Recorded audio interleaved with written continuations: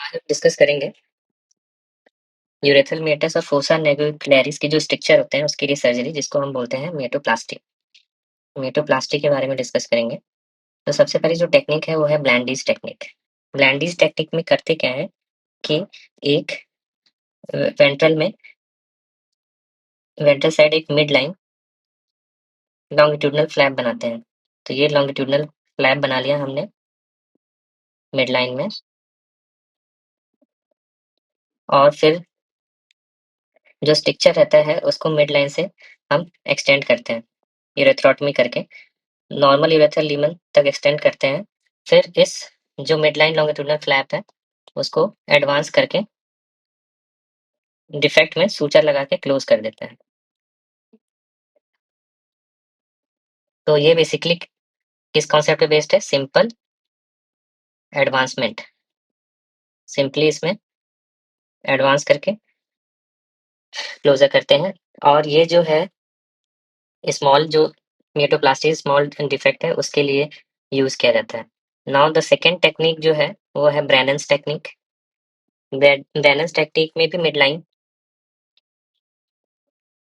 Midline flap लेते हैं, लेकिन जो ये फ्लैप होता है लंबा होता है और इसकी सप्लाई आती है डाटोस डाटोस से। तो इसको इसलिए डाटोस पेडिकल्ड फ्लैप भी बोलते हैं।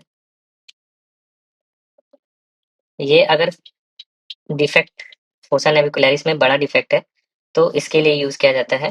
फिर इसको हम एडवांस करके और डिफेक्ट को क्लोज कर देते हैं। ये होता है ब्रैनन्स टेक्निक। फिर जो थर्ड टेक्निक होता है वो होता है कॉनीज टेक्निक। कॉनीज मेटोप्लास्टी में सब कोरोनल, ये जो कोरोना है उसके नीचे सब कोरोनल एक इंसिजन लेते हैं, ट्रांसवर्स ट्रांसवर्स इंसिजन लेके और एक स्किन फ्लैप बनाते हैं। जो हम इससे पहले फ्लैप यूज करे थे वो डाटोस बेस्ड फ्लैप था। इसमें एक स्किन फ्लैप बनाते हैं और इस इन दोनों को आपस में क्लोज कर देते हैं।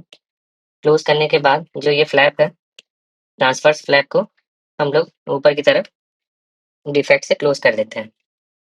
ये बेसिकली छोटा डिफेक्ट अगर होता है यूरेथ्रल मेटस में, अगर छोटा डिफेक्ट है तो उसके क्लोजर के लिए यूज किया जाता है और इसको बोलते हैं कॉनीज मेटोप्लास्टी। ना जो अगला प्रोसीजर है वो है डीसाई मेटोप्लास्टी।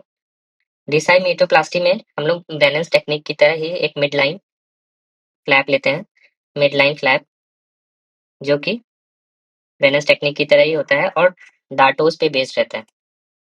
आप बैलेंस का देखेंगे तो सेम फ्लैप है, सेम लंबा सा फ्लैप इसमें लिया है और सेम ऐसा ही लिया है मिड लाइन फ्लैप डेसाई में। अब डेसाई में फ्लैप लेने के बाद जो इसका प्रोक्सिमल पोर्शन रहता है इसको डी एपिथेलाइज कर लेते हैं, एपिथेलियम को निकाल लेते हैं। तो इससे जो डिस्टल पोर्शन रहता है एक पतले से हिस्से से डाटो से जुड़ा रहता है, तो इसलिए इसको जो स्किन रहती है वो रह जाती है। तो इसको बोलते हैं स्किन आइलैंड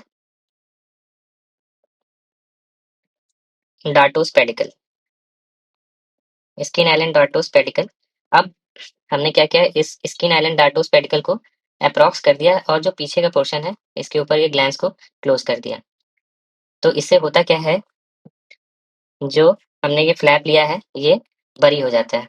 बरी हो जाता है तो इससे दिखता नहीं है और ऑस्मोसिस इससे अच्छा रहता है।